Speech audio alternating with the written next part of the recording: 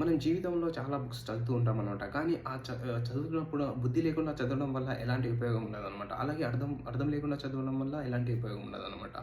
So, మనం ఒక పుస్తకం చదువుతున్నామంటే దాన్ని అర్థం చేసుకొని చదవడం చాలా ఇంపార్టెంట్. సో, ఈ సిట్యుయేషన్‌లో వేమన ఒక మంచి పద్యం చెప్తాడనమాట. "గోర్చిన విద్య గోర్చ గోనావలెను, వార్తలు కాని గోవిందనమ్మును వేరున, చెర్లగావున్న శ్రేయస్సు వేమన." సో, ఈ ఈ పద్యం మీనింగ్ ఏందంటే, సో, జీవితంలో చాలా మహాత్ములు చదువుతూ ఉంటారనమాట. కానీ అది బుద్ధి లేకుండా చదవడం వల్ల ఎలాంటి ఉపయోగం ఉండదని ఈ పద్యంలో చెప్తారు. అలాగే మాటలు కాన చేతలే గొప్పవని ఈ పద్యంలో ఆయన బాగా మనకి ఎక్స్‌ప్లెయిన్ చేస్తాడనమాట. ప్రతివాడు మాట్లాడుతూనే ఉంటాడు కానీ చేతలు చూపించేవాడు, పనులు చేసేవాడే గొప్పవాడు అని ఈ పద్యంలో ఆయన ఎక్స్‌ప్రెస్ చేస్తాడనమాట.